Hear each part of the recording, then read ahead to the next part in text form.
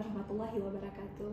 Perkenalkan, saya Nurse Rahmalia Amni MK, dosen bagian keilmuan keperawatan gawat darurat, Fakultas Keperawatan Universitas Syah Kuala. Hari ini saya akan menjelaskan tentang teknik pengajaran yang saya terapkan, yaitu metode DIA, Delivery, Interaction, dan Assessment. Sebelumnya, izinkan saya mendeskripsikan salah satu mata kuliah yang saya ampuh, yaitu mata kuliah keperawatan gawat darurat. Mata kuliah ini merupakan mata kuliah wajib pada mahasiswa semester 6 program studi Sarjana Ilmu Keperawatan dengan kode mata kuliah SFKA 3050 yang terdiri atas 3 SKS teori. Mata kuliah keperawatan gawat darurat dilaksanakan dalam 16 kali pertemuan dengan sistem blok atau kelas paralel menggunakan metode pembelajaran case method. Mata kuliah keperawatan gawat darurat membahas tentang konsep dan asuhan keperawatan yang etis, legal, dan peka budaya pada klien yang mempunyai masalah aktual dan risiko yang terjadi secara mendadak atau tidak dapat diperkirakan dengan atau tanpa disertai kondisi lingkungan yang tidak dapat dikendalikan, serta kondisi klien yang mengalami kritis dan mengancam kehidupan. Perencanaan asuhan keperawatan dikembangkan sedemikian rupa, sehingga diharapkan mampu mencegah atau mengurangi angka kematian maupun kecacatan yang mungkin terjadi. Selanjutnya, capaian pembelajaran lulusan atau CPL untuk mata kuliah keperawatan gawat darurat terdapat 3, yaitu pertama, bertakwa kepada Tuhan Yang Maha Esa, menjunjung tinggi nilai-nilai moral, etik, hukum, budaya, profesional, dan mandiri dalam keperawatan. CPL kedua, menguasai ilmu keperawatan untuk melakukan asuhan keperawatan berbasis bukti, berdasarkan pendekatan proses keperawatan. CPL ketiga, mampu mengintegrasikan hasil penelitian pada bidang ilmu dan teknologi keperawatan untuk memecahkan masalah kesehatan berbasis klinis dan komunitas. Selanjutnya, terdapat 3 capaian pembelajaran mata kuliah atau CPMK pada mata kuliah keperawatan gawat darurat. Untuk CPMK pertama, mahasiswa mampu menguraikan konsep filosofi, konsep holistik, dan proses keperawatan gawat darurat. Lalu, peran dan fungsi perawat gawat darurat, etik legal dan kultural sensitif dalam keperawatan gawat darurat, kemudian efek kondisi kegawat daruratan terhadap klien dan keluarga, serta isu end of life dalam keperawatan gawat darurat. Lalu, untuk CPMK kedua, mahasiswa mampu menguraikan asuhan keperawatan gawat darurat pada kasus shock, non-trauma, dan kasus trauma. Selanjutnya, untuk CPMK ketiga, mahasiswa mampu mengaitkan hasil penelitian terkini dengan pengelolaan atau asuhan keperawatan untuk kasus akut coronary syndrome atau ACS, diabetes, stroke, pencegahan injuri pada kecelakaan lalu lintas, dan luka bakar. Lalu, materi yang akan dipelajari pada mata kuliah keperawatan gawat darurat. Pertama, konsep filosofi, konsep holistik, dan proses keperawatan gawat darurat. Yang kedua, fungsi advokasi dan komunikasi pada kasus kegawat daruratan. Yang ketiga, proses keperawatan pada pasien di area keperawatan gawat darurat. Yang keempat, asuhan keperawatan gawat darurat pada kasus hipovolemia, hiperosmolar non-ketotik, hiperglikemia, dan ketoasidosis diabetik atau KAD. Kemudian yang kelima, asuhan keperawatan gawat darurat pada kasus non-trauma. Yang keenam, asuhan keperawatan gawat darurat pada kasus trauma. Dan yang ketujuh, praktik atau simulasi pendidikan kesehatan pada kasus kegawatan, kegawat daruratan, dan kedaruratan. Lalu yang kedelapan, mengintegrasikan hasil penelitian terkait pengelolaan atau asuhan keperawatan pada kasus kegawat daruratan. Selanjutnya, saya akan menjelaskan terkait metode DIA yang saya terapkan dalam pembelajaran mata kuliah keperawatan gawat darurat. Untuk komponen delivery diterapkan dengan cara melaksanakan kuliah introduksi terlebih dahulu pada awal pertemuan. Pada kuliah introduksi, saya akan menjelaskan secara spesifik terkait rancangan pembelajaran semester atau RPS mata kuliah keperawatan gawat darurat, kontrak kuliah, metode pembelajaran, dan rancangan tugas, serta sumber bahan ajar atau referensi yang dapat diakses oleh mahasiswa, baik itu buku, modul, maupun artikel ilmiah. Selanjutnya, untuk komponen interaction atau interaksi, biasanya di awal perkuliahan saya akan menyapa dan menanyakan kabar mahasiswa terlebih dahulu untuk memastikan kesiapan mahasiswa mengikuti pembelajaran. Lalu saya akan melakukan pembinaan karakter selama 5 menit. Dilanjutkan dengan brainstorming untuk mengkaji kemampuan mahasiswa akan materi yang akan dipelajari dan yang telah dipelajari pada pertemuan sebelumnya. Selanjutnya, media pembelajaran yang saya gunakan dalam perkuliahan adalah PowerPoint maupun video yang bisa diakses oleh mahasiswa dari internet. Selain itu, media diskusi yang saya gunakan dalam perkuliahan adalah WA Group, email, atau Zoom, di mana diskusi bertujuan untuk konsultasi tugas, konsultasi media pendidikan kesehatan, maupun konsultasi terkait perkuliahan lainnya. Lalu, asesmen yang diterapkan dalam mata kuliah keperawatan gawat darurat terbagi dalam 2 bobot penilaian. Yang pertama, case method, berupa aktivitas partisipatif mahasiswa, sebesar 65,6%. Selanjutnya, non-case method, sebesar 34,4%. Yang tersebar dalam tugas kelompok sebesar 5,0%, ujian akhir semester sebesar 29,4%, sehingga total penilaian adalah 100%. Selain itu, dalam asesmen, saya juga menggunakan beberapa rubrik penilaian dalam pelaksanaan mata kuliah keperawatan gawat darurat. Yang pertama, rubrik penilaian case method. Kedua, rubrik penilaian presentasi dan diskusi. Ketiga, rubrik penilaian tugas individu dan kelompok. Kemudian, yang keempat, rubrik penilaian soft skill. Sekian deskripsi saya tentang mata kuliah keperawatan gawat darurat. Berikut mari kita saksikan bersama cuplikan video pengajaran yang telah saya laksanakan pada mata kuliah keperawatan gawat darurat. Selamat menyaksikan. Wassalamualaikum warahmatullahi wabarakatuh. Assalamualaikum warahmatullahi wabarakatuh. Waalaikumsalam warahmatullahi wabarakatuh. Selamat pagi semua anak-anak NAS. Pagi, Nak. Gimana kabarnya hari ini? Baik. Alhamdulillah ya. Sudah siap untuk mengikuti pembelajaran? Siap. Oke, alhamdulillah. Sebelum kita mengikuti pembelajaran, ada baiknya kita berdoa dulu. Siapa yang mau memimpin doa? Nurul boleh? Oke, baik. Sebelum kita mulai pembelajaran, kalau baiknya kita berdoa sesuai dengan keyakinan masing-masing. Berdoa dimulai.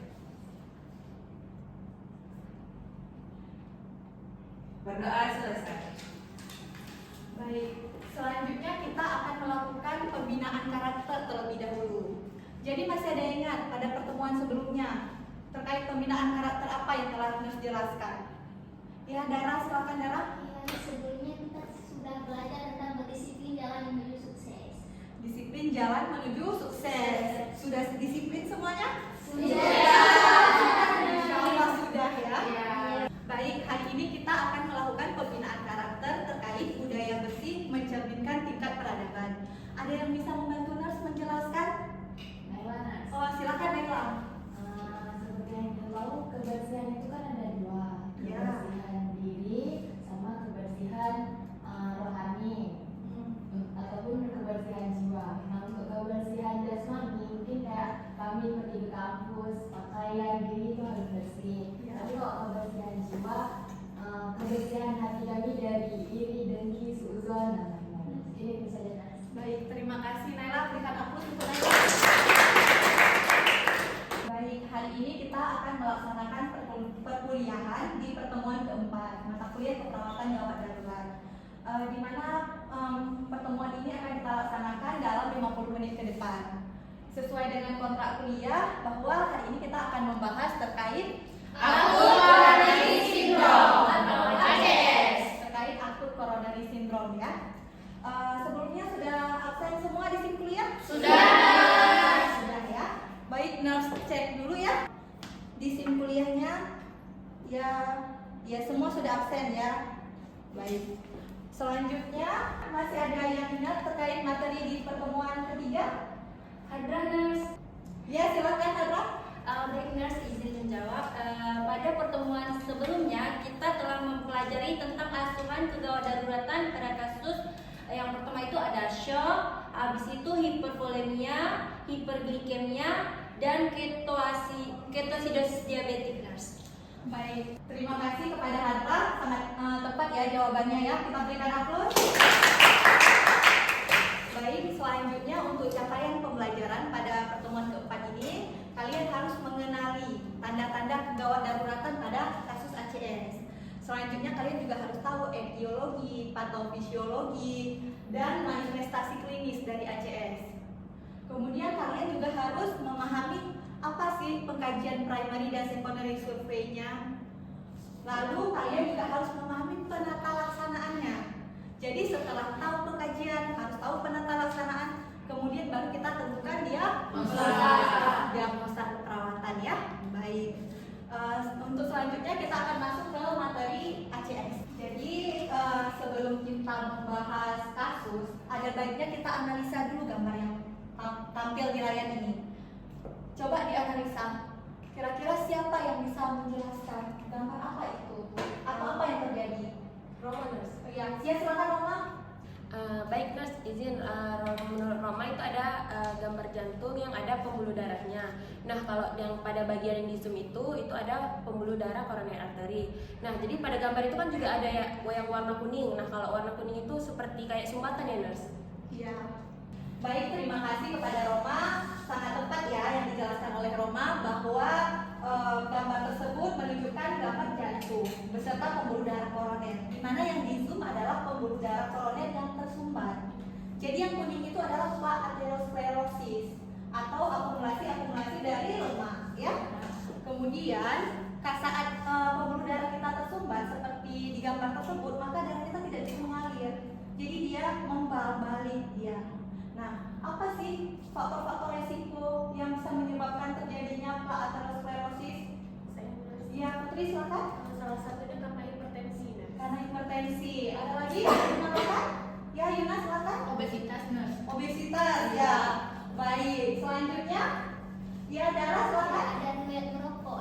Ada riwayat merokok ya, identik dengan kaum laki-laki kalau di Indonesia ya. Kemudian ada lagi? Ya, Naila. Diabetes mellitus ya atau DM ya. Kemudian ada lagi? Ada dyslipidemia atau penumpukan serum lemak berlebih. Iya, dyslipidemia atau kita sering ngomong banyak kolesterol di dalam tubuhnya ya. Baik, sudah sangat paham ya. Itu adalah faktor-faktor yang bisa kita modifikasi. Sedangkan ada juga faktor yang tidak bisa kita modifikasi seperti usia, ras, dan jenis kelamin. Jenis kelamin identik dengan apa penyakit ACS? Laki-laki ya. Baik. Nah, sebelumnya sudah ada yang membaca atau pernah mendengar apa itu ACS? Putri, nurse. Ya, silakan Putri. Jadi yang Putri baca, nurse, ACS Ya. adalah di mana kondisi aliran darah ke otot jantung itu berhenti atau berkurang secara mendadak. Nah, ini adalah termasuk dari kegawat daruratan sehingga perlu dilakukan tindakan secara cepat karena takutnya akan menyebabkan kerusakan atau kematian. Ya, baik. Sudah cukup tepat ya apa yang dikatakan Putri. Perlu kita berikan aplaus. Baik. ACS adalah tersumbatnya salah satu pembuluh darah koroner jantung. Di mana saat tersumbat, maka aliran darah tidak bisa mengalir. Jadi dia akan terhambat. Saat terhambat aliran darah, maka kadar oksigen juga di bagian yang terhambat itu akan berkurang sehingga kebutuhan oksigen di jantung dengan pemasukan tidak sesuai.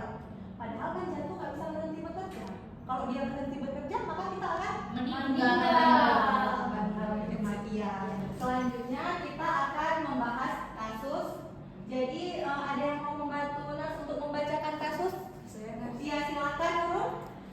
Laki-laki usia 55 tahun dibawa ke IGD oleh keluarga dengan keluhan nyeri dada yang menjalar ke lengan kiri sejak 1 jam yang lalu. Karakteristik nyerinya, lokasi di tengah dada atau retrosternal, kemudian rasa ditekan, diremas dengan skala nyeri 8/10 dengan durasi lebih kurang 30 menit, tidak membaik dengan istirahat, dan penyebaran nyeri ke lengan kiri, leher, dan juga rahang.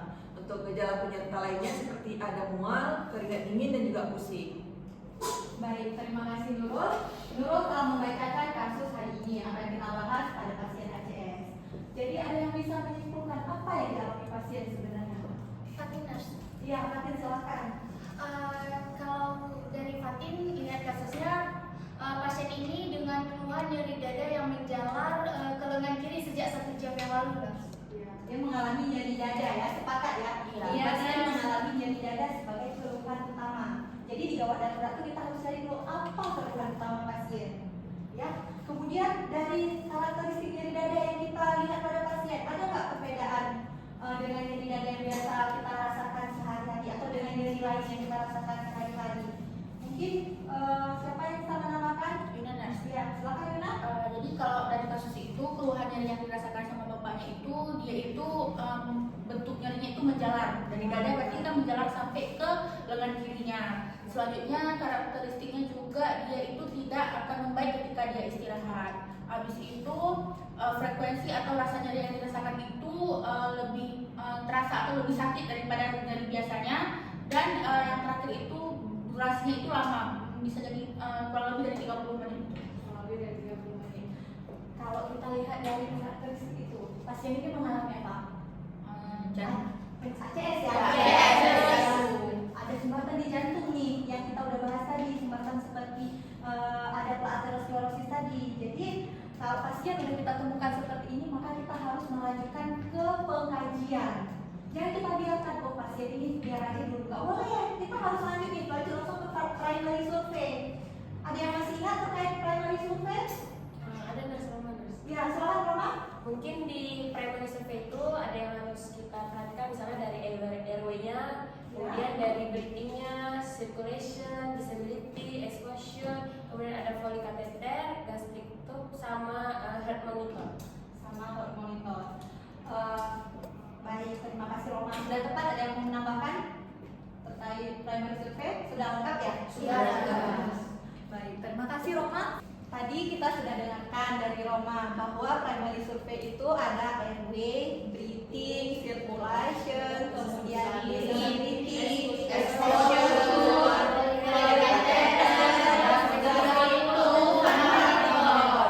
monitor. Baik. Pada pasien ACS, apa aja sih primary survey yang telah dikaji pada kasus? Baiknya kita dengarkan dulu kasus selanjutnya. Oke, silakan kepada siapa yang mau membacakan kasus? Silakan ya. Baik, jadi hasil pengkajian didapatkan bahwa airway itu paten, tidak ada obstruksi. Kemudian breathing-nya itu pernapasannya 26 kali per menit. Kemudian SpO2-nya itu 94% tanpa oksigen. Kemudian circulation-nya itu tekanan darahnya 50/90.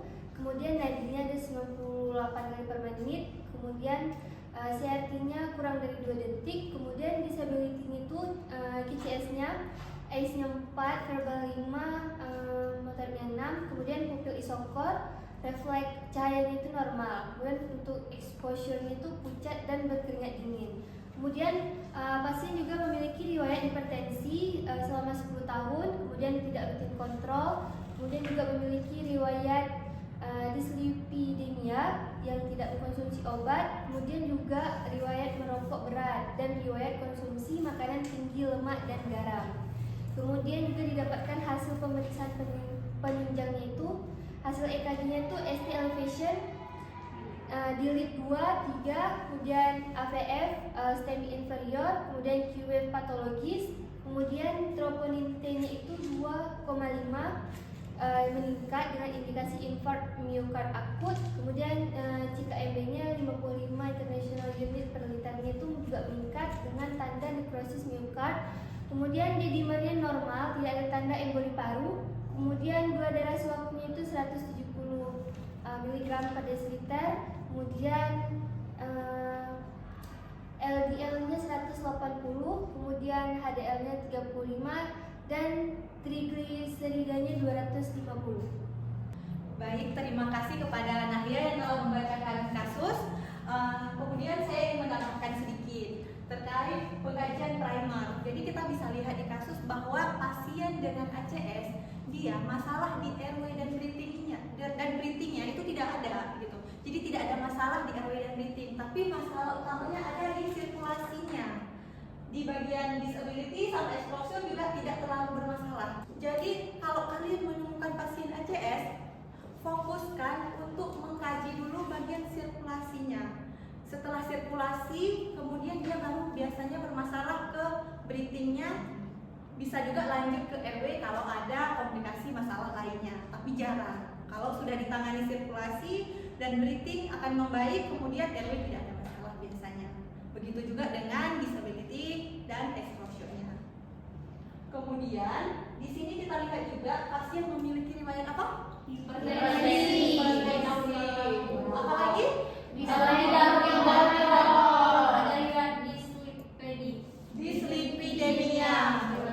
Kemudian riwayat merokok ya. Jadi kita juga udah bahas tadi bahwa ada faktor-faktor resiko pada pasien ACS dan kita temukan pada kasus ini. Ini kasus real pasien di rumah sakit yang kita angkat untuk kita bahas pada perkuliahan hari ini.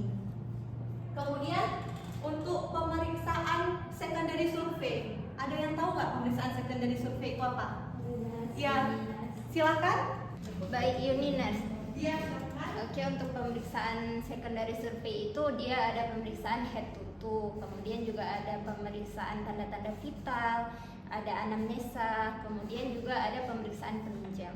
Baik, terima kasih Yuni, sudah tepat ya yang dijelaskan Yuni terkait secondary survey. Selanjutnya pada kasus kita lihat juga ada terkait EKG ya, bahwa pasien mengalami EKG gambaran apa? ST elevasi. Ada berapa klasifikasi dari ACS? 3.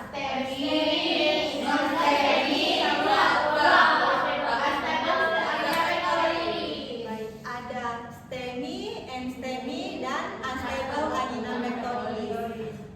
Ada yang udah tahu gimana cara membedakannya? Belum ya? Baik, kita akan membahas terkait bagaimana mengklasifikasikan ACS ini. Jadi pertama, saat kita menemukan orang bagi dengan nyeri dada, kita akan melakukan EKG. EKG dilakukan biasanya di IGD. Saat kita lakukan EKG, kita akan mendapatkan gambaran EKG 12 lead biasanya. Nah, kita lihat gambarannya ini. Apakah gambarannya ada STEMI, ada ST elevasi? Kalau ada ST elevasi, maka kita bisa menyatakan bahwa pasien STEMI, walaupun hasilnya belum keluar. Tapi kalau gambarannya ini bukan, nggak ada ST elevasi, tapi ST depresi atau pre-infarcted atau gambaran jantung yang tidak bisa kita deteksi ini apa gambarannya. Maka kita harus lanjutkan ke periksa lab. Periksa lab itu dilakukan pemeriksaan troponin T, CKMB, satu lagi troponin I bisa juga ya. Paling sering dilakukan sekarang pemeriksaan troponin I. Maka setelah keluar hasil pemeriksaan troponin, bisa kita klasifikasi pasien ini mengalami NSTEMI atau uap. Jadi saat tidak ada ST elevasi, maka kita curigai unstable angina pectoris atau non-STEMI. Hasilnya dari pemeriksaan lab. Kalau udah positif labnya berarti NSTEMI, kalau negatif berarti unstable angina pectoris. Ya. Baik, sudah paham sampai di sini? Paham.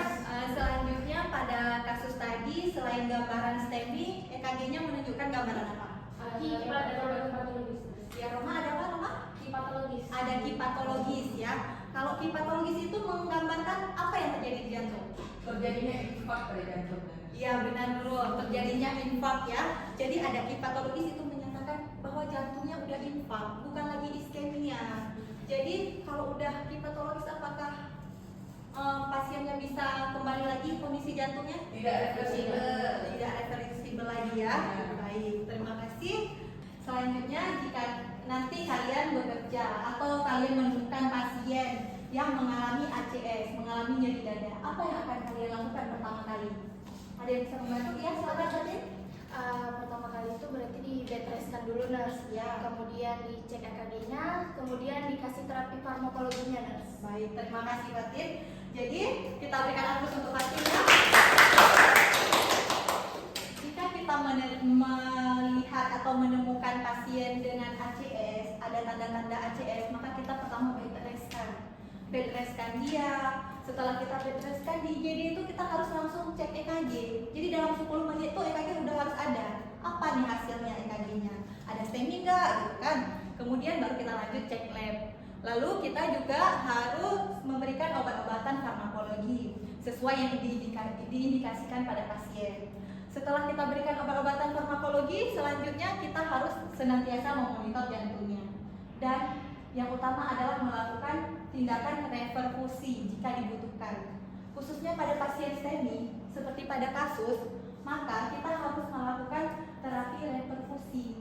Yang kalian pahami, terapi reperfusi itu ada apa aja? Ada apa lagi?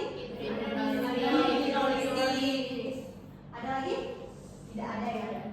Baik. Jadi selain PCI dan hidrolisis, kalau pasien udah jangka panjang, ada juga pasien yang harus dilakukan CABG. Jadi diganti pembuluh arteri koronernya, tapi itu direncanakan. Ya. Baik, perkuliahan kita telah berlangsung selama 50 menit. Maka sekarang ada yang ingin bertanya terkait mata kuliah kita? Berarti udah paham semua nih? Alhamdulillah. Tapi sebelumnya, mari kita minta salah satu nih yang menyimpulkan. Siapa nih? Yuna, coba simpulkan Yuna.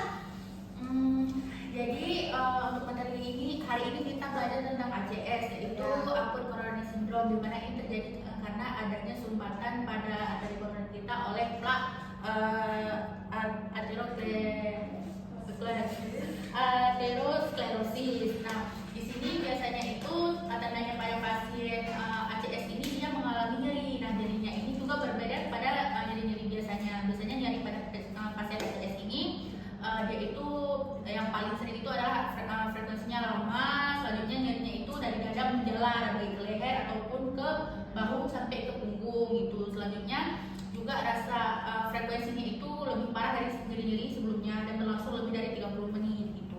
Nah, untuk ACS sendiri itu dia itu ada terbagi pada 3. Jadi itu ada yang STEMI, di mana dia ini ditandai dengan adanya ST elevasi pada EKG. Selanjutnya kalau di EKG-nya tidak ada ST elevasi, maka harus dilakukan pemeriksaan lanjutan itu berupa lab. Nah, di situ bisa ditentukan apakah nanti dia jadi STEMI atau jadi uap gitu. Baik, terima kasih Yuna, berikan aplaus. Jadi kita sudah berada di akhir pertemuan hari ini. Bagaimana perasaannya? Senang. Kita ucapkan alhamdulillah. Kita telah menyelesaikan pembelajaran pada pertemuan keempat. Kita akan melanjutkan pembelajaran di pertemuan kelima tentang hemodinamik dan interpretasinya. Jadi saya harapkan kepada adik-adik semua untuk menjaga kesehatan sehingga kita dapat bertemu kembali di pertemuan selanjutnya. Terima kasih atas partisipasi adik-adik hari ini. Sampai ketemu lagi di pertemuan selanjutnya. Assalamualaikum warahmatullahi wabarakatuh.